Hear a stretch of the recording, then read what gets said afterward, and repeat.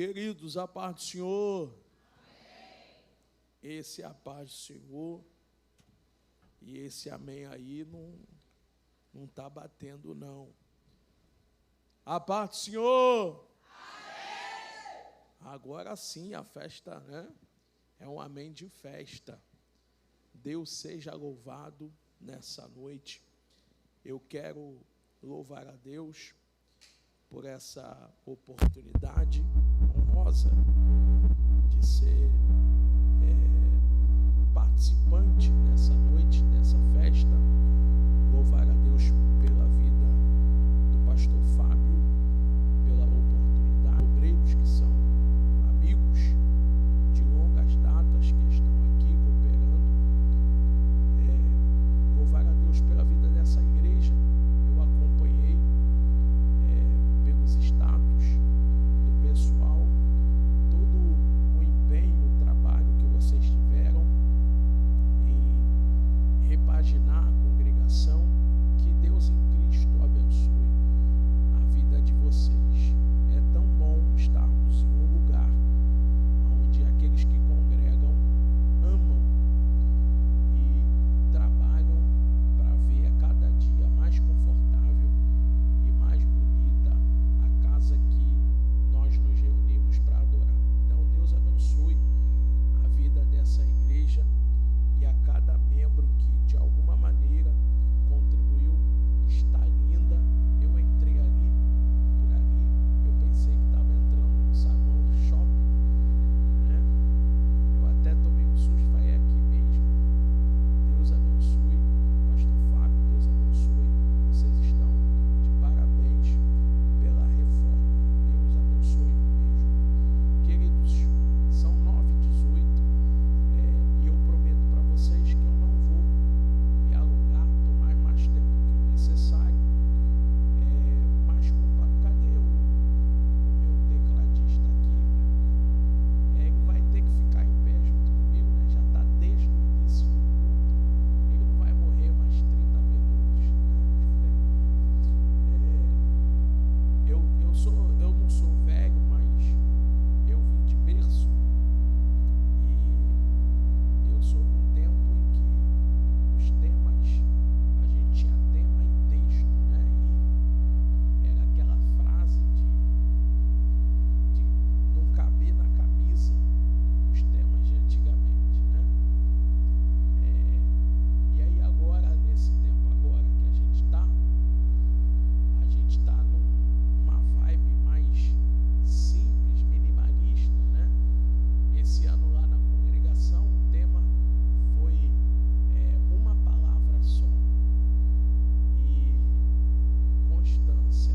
Porém, eu, nesse tempo que já tenho pregando a palavra, quando uma igreja ela é inspirada por Deus, pela vida da liderança, para poder colocar um tema, o pregador precisa respeitar isso e entender que, apesar da vontade dele de pregar uma mensagem que ele gosta muito, há uma igreja, uma liderança que orou para que o corpo, os irmãos fossem instruídos dentro desse tema.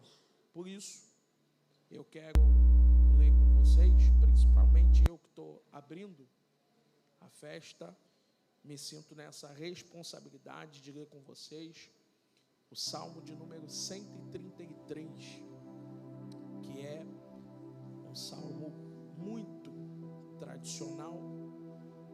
Eu acho que sou eu que estou abaixando a mão aqui, né? Salmo 133, nós vamos ler todos juntos, no meu contar de 1 até 3, porém, se você, quando for ler, ficar balbuciando, eu vou tacar o telefone na sua cabeça, tá? Então, no 3, 1, 2, 3. Ó, quão bom e quão suave é que os irmãos vivam em união.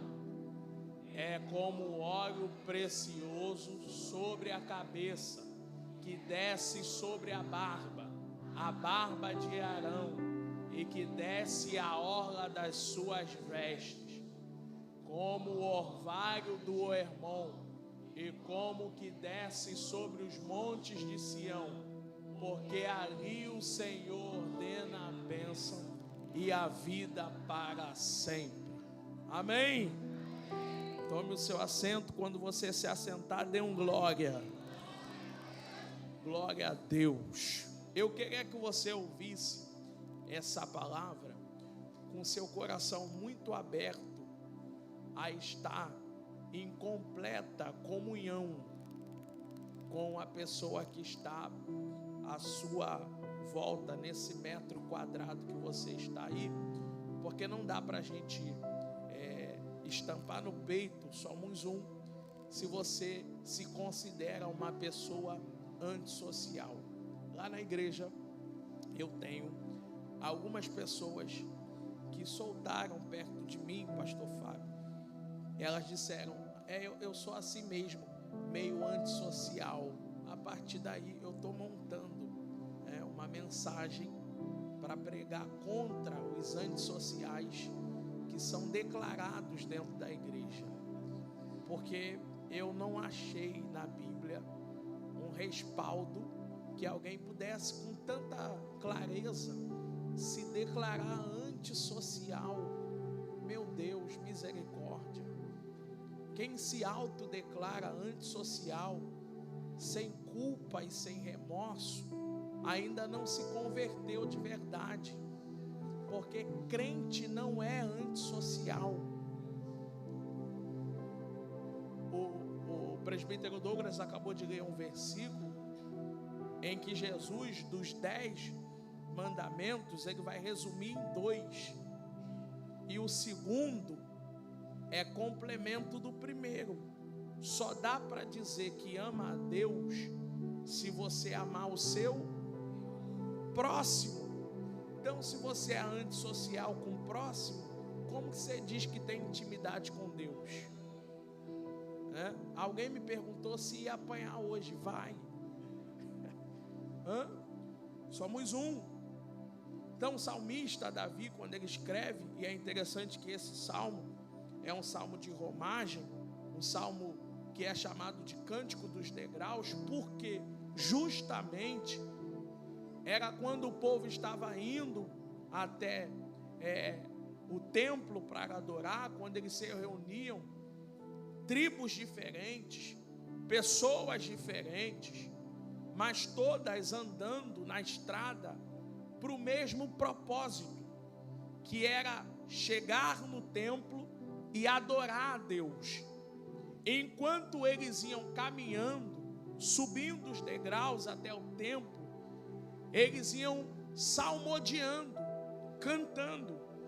E dentro dos salmos, dos cânticos dos degraus, está esse, que é curto, mas é poderoso, que ele fala sobre, ele rege sobre a unidade daqueles que depois que a gente aceita, porque a Bíblia diz que Jesus veio para os seus, porém os seus não receberam, mas todos aqueles que o receberam, ele deu-lhes o poder de serem feitos filhos de Deus.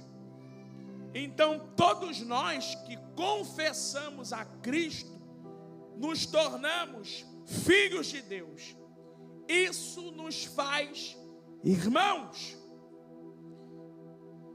Quando o salmista, ele começa a escrever o Salmo 133, e ele diz: ó, quão bom e agradável é que os irmãos vivam em união.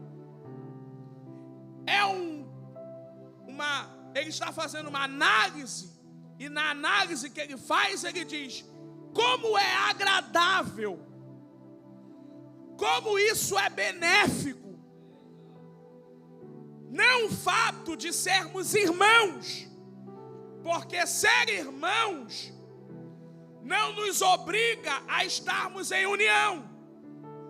Eu vim de uma casa de 3 irmãos, e a gente mais brigava do que estava unido. Quem tem mais de um aqui, o Paulo tem, sabe o que eu estou dizendo. Você que é filho único, você não sabe o que é isso. Mas você que tem mais de um, você sabe como é. O fato de ser irmão não necessariamente significa que vocês são unidos. Isso traz o entendimento que para a unidade entre os irmãos dar certo, ela não é uma obrigação, é uma escolha. Você tem que desejar estar unido. Você tem que escolher viver em unidade, em união. Quando ele diz, isso é bom, que os irmãos, não interprete isso como se fosse laços sanguíneos. Isso é mais espiritual do que a gente pode discernir. Irmãos, aqui é estarmos ligados, porque cremos no mesmo propósito e confessamos a mesma fé. Isso nos torna irmãos e há uma aliança espiritual formada. E a nossa unidade, a nossa união é testemunho para os gentios.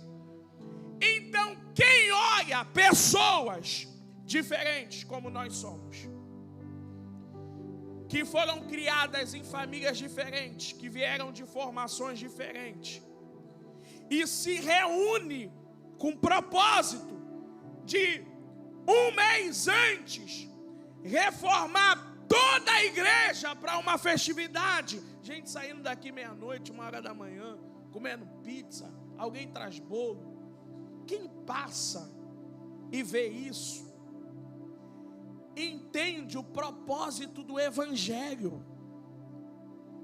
Mas quando isso é invertido, quando a gente, no nosso meio existe divisão, contenda, o efeito é o contrário. Ao invés da gente estar testificando, nós estamos desqualificando o evangelho. É por isso que não pode ter essas divisões em nosso meio. Quando ele começa a dizer que isso é bom, que os irmãos vivam em união, é esse apelo a batalhar pela unidade. Porque apesar, a unidade não significa que nós teremos que ser iguais. Não. Unidade significa que, mesmo sendo diferentes, nos respeitamos pelo vínculo da paz que temos em Cristo Jesus. Segure na mão dessa pessoa aí. Eu disse para você que você tinha que estar aberto para isso, para essa noite. Segure na mão dessa pessoa, mas cuidado, não segura de qualquer maneira, viu? O pai dela está na casa e ele sente um ciúme terrível. Eu vou melhorar isso. O pai de você está na casa e ele sente um ciúme terrível. Então segura firme para ela sentir que você está em comunhão com ela, que você está firme. E diga para ela, quanto mais unidos nós formos, assim não, essa união assim não, com essa convicção não, por favor, diga com vontade, diga para ele, quanto mais unido nós formos, maior é o efeito daquilo que a gente prega.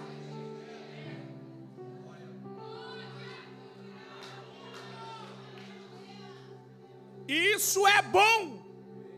E aí ele vai usar uma analogia para comparar isso.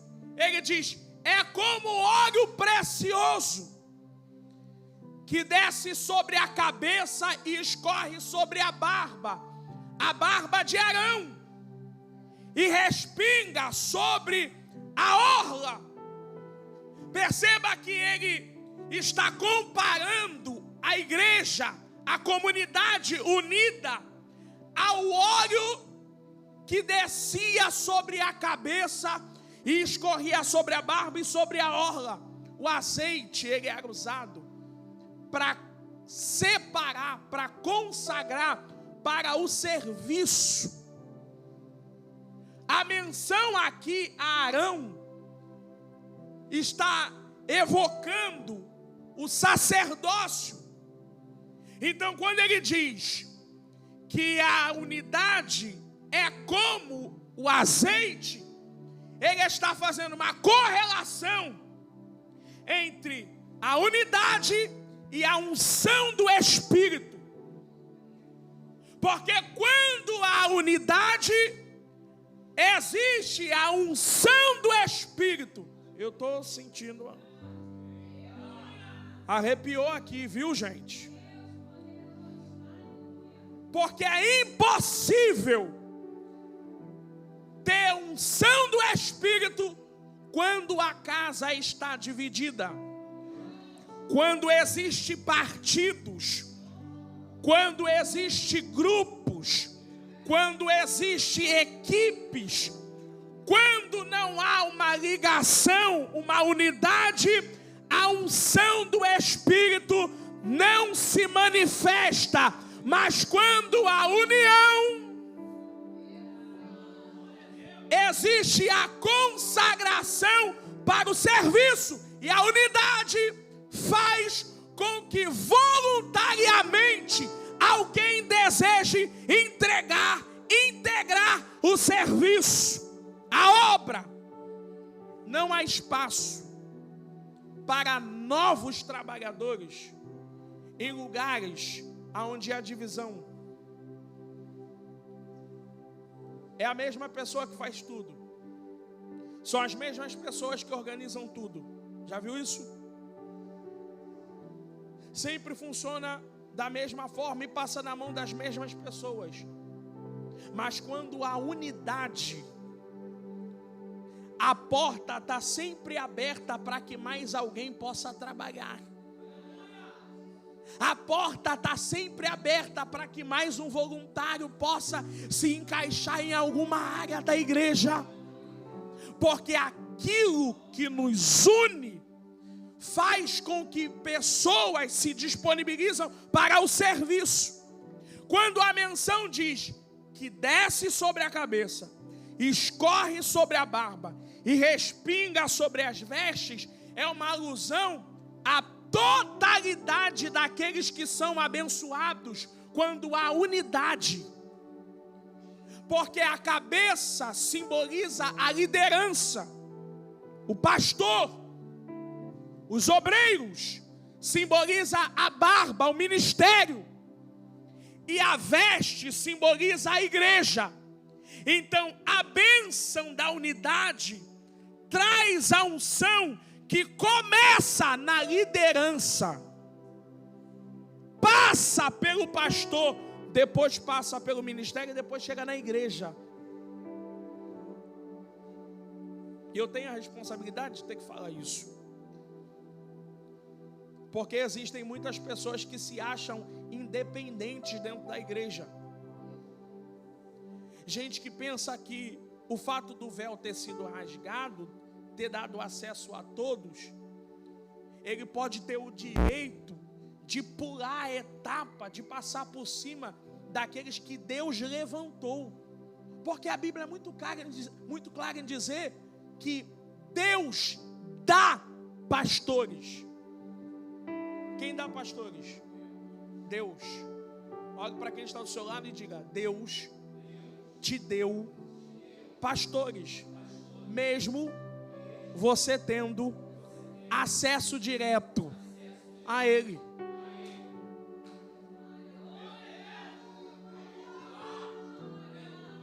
Então, antes de chegar em você, passa primeiro aqui. Viu? Então, muito cuidado com essa tua independência. No dia que a muralha tinha que cair, o povo só pôde gritar depois que o sacerdote tocou a trombeta. Enquanto o sacerdote não tocou a trombeta, o povo não podia gritar. Se o povo não podia gritar, a muralha não podia cair. Então existem níveis e acessos que nós só conseguiremos chegar se estivermos debaixo de uma cobertura espiritual. Então não vai pegando essa onda, essa aventura desses doidos de internet dizendo que não precisa, que não tem. A igreja é inteligente o suficiente para entender o que é bajulação e o que é honra. E ninguém está aqui vindo pedir para você bajular. Nós estamos aqui pregando que a Bíblia é repleta de princípio de honra. Toda chamada precisa passar pela aprovação de crivo ministerial. Abraão era tão íntimo que Deus chamou ele de amigo. Deus ia destruir Sodoma e Gomorra, irmão. Abraão não escolheu Sodoma e Gomorra. Quem escolheu foi Ló. Ele não tinha nada a ver com isso. Mas antes de Deus ir lá destruir Sodoma e Gomorra, Deus vem no capítulo anterior e vai contar para Abraão. E ele diz, um dos versículos mais lindos sobre intimidade: ocultarei eu alguma coisa do meu amigo Abraão? E mesmo sendo um homem íntimo, ele teve que dar dízimo para Melquisedeque. Você pode ser vaso, você pode ser profeta, você pode ser amigo do noivo, você pode ser beste de Jesus, mas você precisa ter pastor.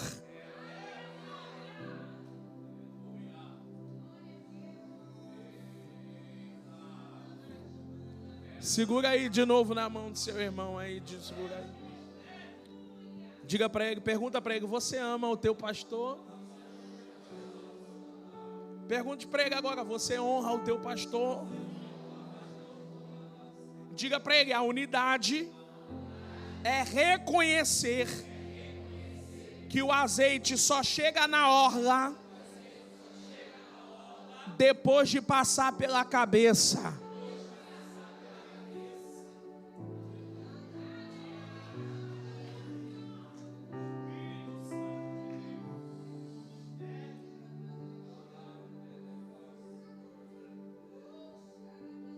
Ele termina e ele está dizendo, ele também ele vai para a segunda alusão, como o orvalho que desce do Monte Hermon. Gente, o Monte Hermon tinha um orvalho que ele, quando descia na alva do dia, ele alimentava a terra,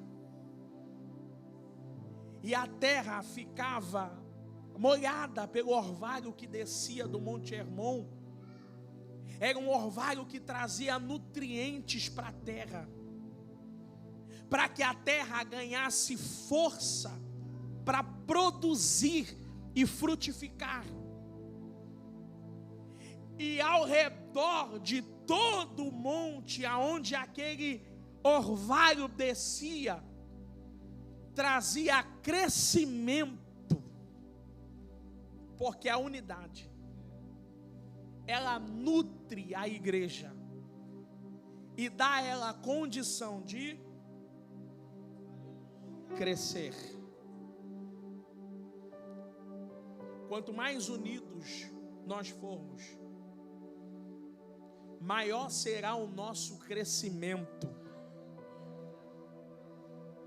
Isso traz responsabilidade, porque o dia que Acã esconde a capa, todo Israel sofre por causa do pecado de Acã.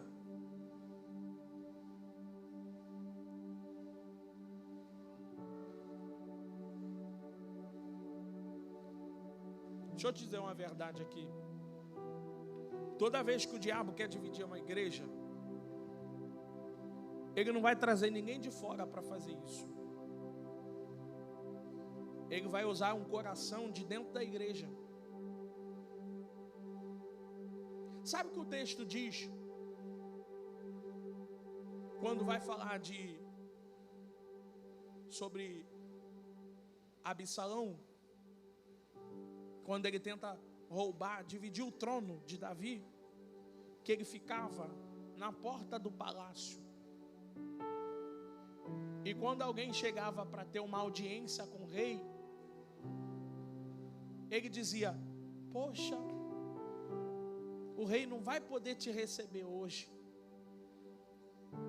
A gente está precisando de um rei que ouça, né? Que receba.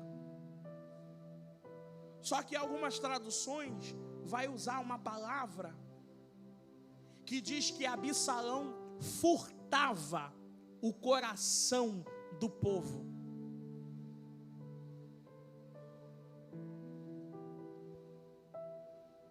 Cuidado,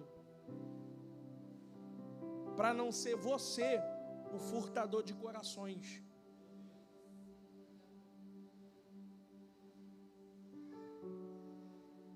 Porque alguma coisa que você discorda aqui pode ser só a brecha que ele precisa para entrar. Quer um conselho? Te incomodou? Procura o pastor. Não gostou? Procura o pastor. Não comenta não. Porque se você comentar com o próximo, abre uma brecha e o diabo só precisa dela.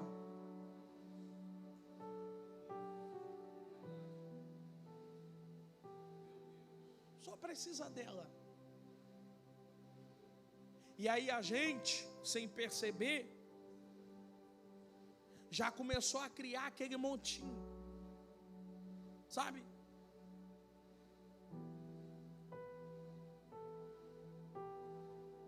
Eu disse na congregação, numa reunião, que eu sofri uma resistência por parte de uma liderança.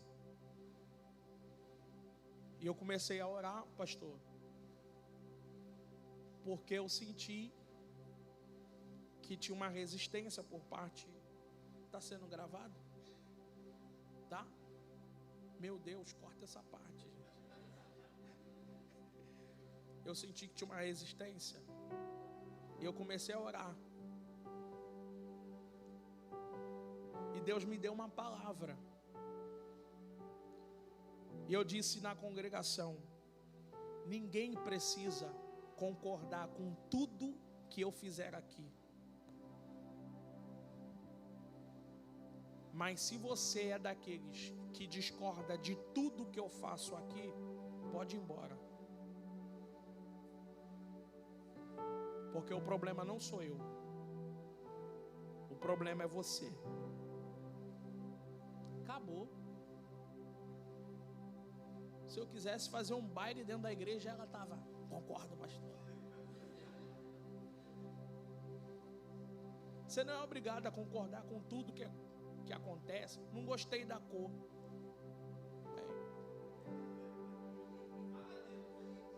Não gostei do carpete. Tudo bem. Agora não gostou de nada? Ah, meu irmão.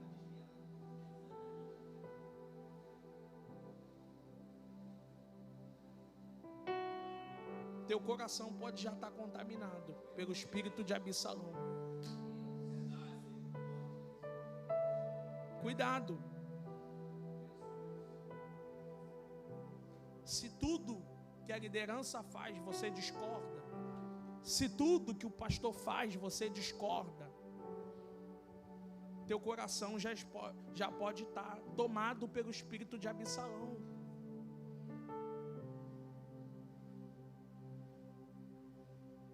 Esse silêncio é tão...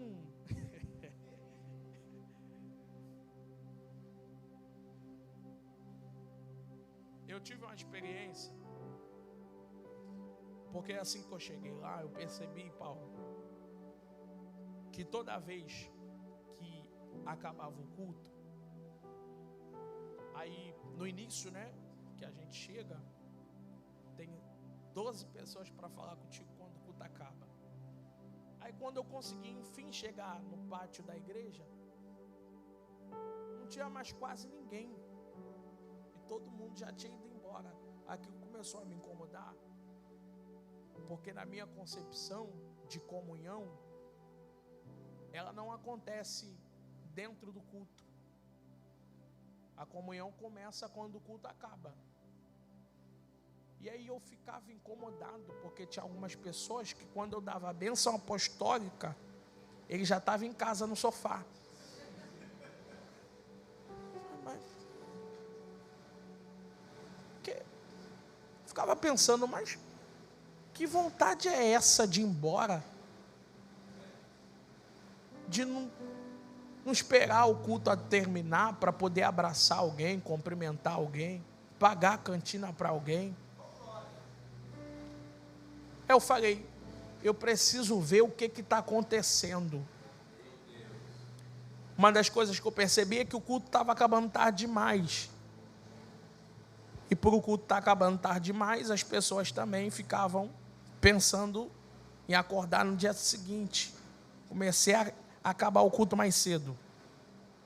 A cantina estava cara demais. Falei, ninguém vai comprar nesse preço. Fiz um Black Friday o ano inteiro. Baixou a cantina. Hã? Não, só funcionou lá em cima. Aqui tu aumenta. Com isso, eu consegui, juntando um grupinho, outro e outro, até chegar ao ponto de agora eu ter que mandar eles embora. Mas assim que acaba o culto, quando eu chego na porta e eu olho o pátio cheio, a praça cheia, as crianças correndo, ali a comunhão está sendo manifestada. Porque enquanto eles estão comendo uma batata frita da cantina, elas estão conversando sobre dores, sobre preocupações, estão se ajudando. Está entendendo isso? Você não pode dizer que você é próximo, que você é um, apenas enquanto a gente está no momento de culto. Essa unidade, ela precisa transcender esse momento de adoração. E precisa viver a vida prática, a realidade. Porque talvez o conselho que você vai dar para alguém na cantina, ela não vai ouvir aqui no púlpito. Mas você está sendo usada lá, está entendendo?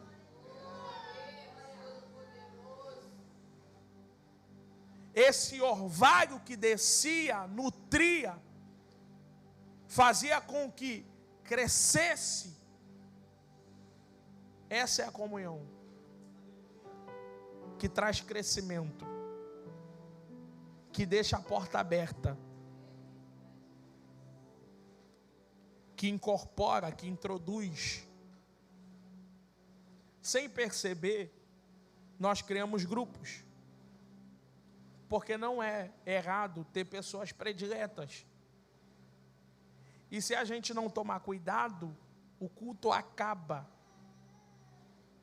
O visitante vai embora sem ninguém abraçar ele. Porque quando o culto acabou, a gente já formou aquele time ali, aquela panelinha, e começa a conversar, a pessoa passa pelo meio de todo mundo. Sai pelas portas. E não recebeu um até breve. O Douglas falou aqui sobre a nossa unidade não ser apenas entre nós, mas se estender àqueles que ainda não servem a mesma fé. No final, e eu quero ministrar isso sobre vocês, diz que do Hermon descia para o Monte Sião, e aqui eu encerro, porque no Monte Sião era um monte aonde estava o templo, era um monte da adoração. A unidade, ela move a igreja em adoração. E aí, para a gente encerrar, sabe o que o texto diz? Que ali aonde? Aonde há unidade, o Senhor ordena. Em algumas traduções, o Senhor manda a bênção. Você pode ficar de pé, eu quero orar por você. Cadê os músicos aqui para a gente? Você pode fechar o corredor aí. Nós estamos em família. Feche o corredor. Isso. Mas não segura a mão sem antes dar um sorriso aí para essa pessoa e dizer para ela: aqui é o lugar aonde o Senhor ordena a tua bênção.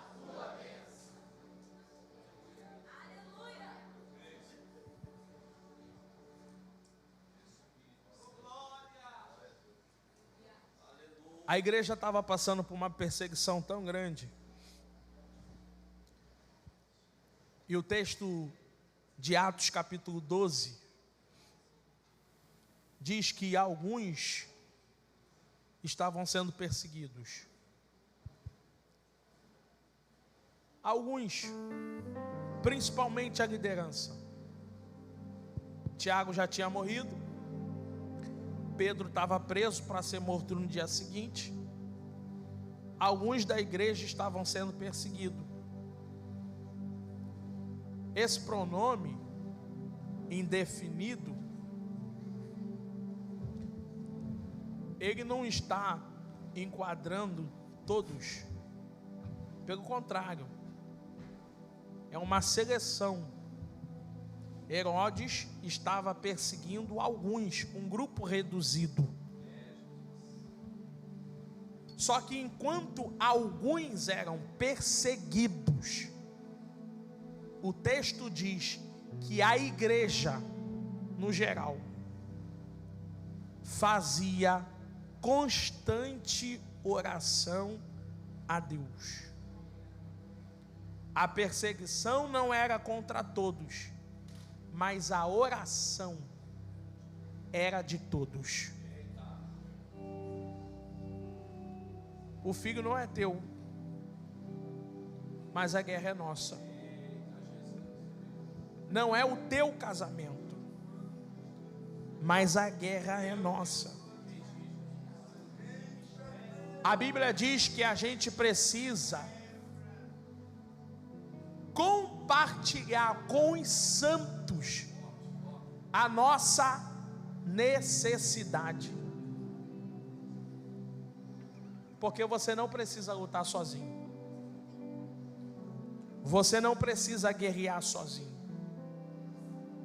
você não precisa enfrentar tudo isso sozinho. Nós somos uma família, nós somos um só corpo. Olhe para quem está do seu lado, diga para ele: a tua luta é a minha luta. Diga para ele: você não precisa enfrentar tudo isso sozinho. Diga para ele: conte comigo para ser um braço forte nessa guerra que você tem vivido, porque nós somos um. Diga para ele: nós somos um. Sabe o que eu acho mais profundo desse texto? É que mesmo ele sendo exortativo, no final o texto diz: porque ali o Senhor ordena a bênção e a vida para sempre. Posso ser muito profético aqui? Me desculpe os espancadores da noiva, aqueles que têm um chamado exortativo. Mas hoje eu quero só liberar a bênção. De repente amanhã alguém desce o cajado, glória a Deus por isso. Mas a gente vai terminar esse culto recebendo a bênção para sempre. Vou liberar a bênção. É noite de receber, irmãos. E eu vou liberar nessa noite.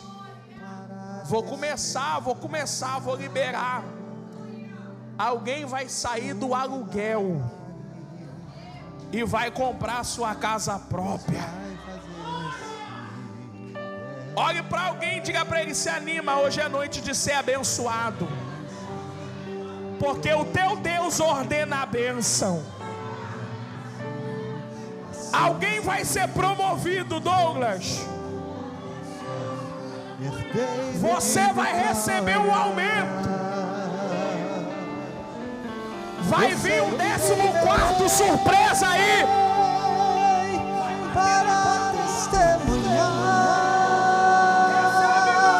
o milagre que o teu Deus ordena a bênção.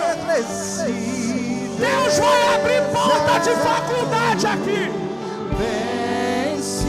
Deus vai abrir portas de colégios para filhos de crentes aqui. Eu vou liberar mais. O teu casamento não vai acabar. Deus vai restaurar o teu casamento. Jesus, quando eu entrei aqui em família, o meu corpo arrepiou. É palavra cheia. Eu vou liberar nessa noite. Meu Deus, em 2024, assim como desceu 2025, nós em 2026, você verá a salvação da tua casa. Os afastados vão voltar. Quem não aceitou vai aceitar. Jesus vai abençoar a tua casa. Vence e todos vão saber que eu venci. Assim como Jesus venceu, eu sou herdeiro de vitória.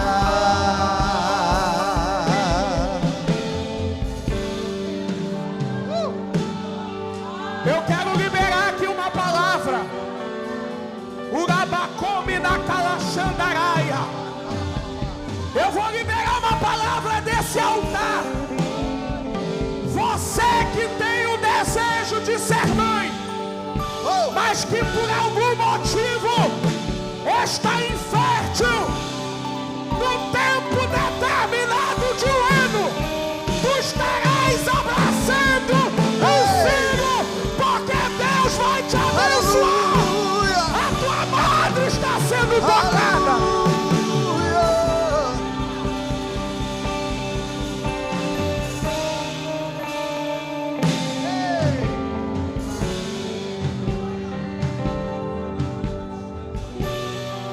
Meu Deus.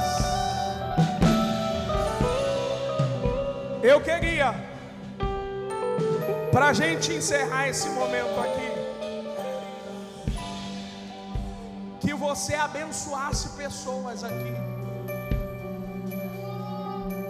Olhe para as tuas mãos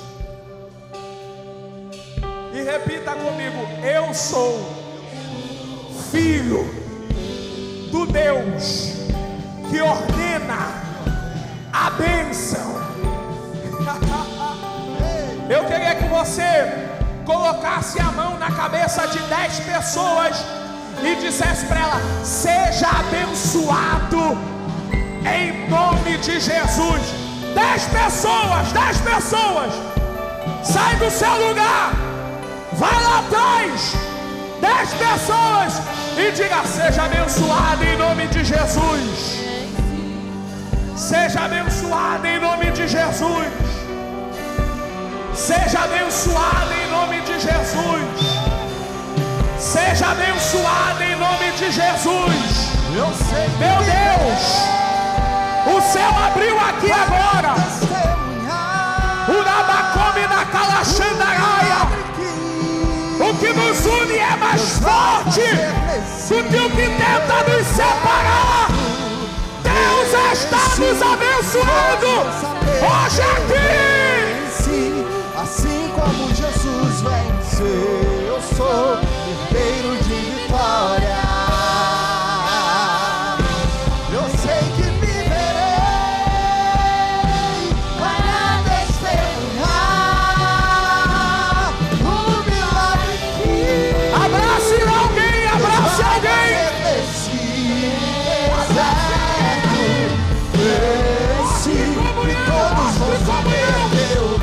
Mostre comunhão. Abrace. Abrace. Profetize. Pregue. Eu sei que viverei para testemunhar o Rabacome na Calaxandaraia.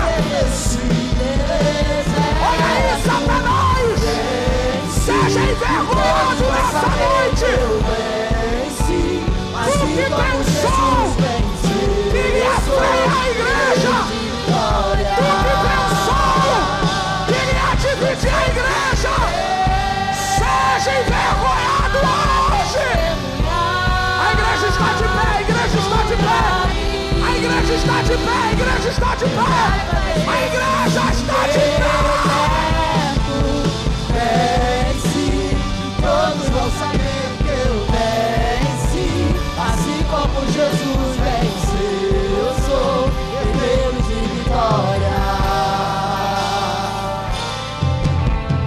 Venci, e todos vão saber que eu venci, assim como Jesus venceu, eu sou herdeiro de vitória. Você pode tirar 30 segundos para adorar Jesus agora. Todos vão saber 30 segundos. Enche essa casa de glória. Enche essa casa de adoração. Enquanto a nossa adoração sobe, o orvalho desce, a igreja cresce. Jesus abençoa. Levanta a mão, levanta a mão. Adore a Jesus aí.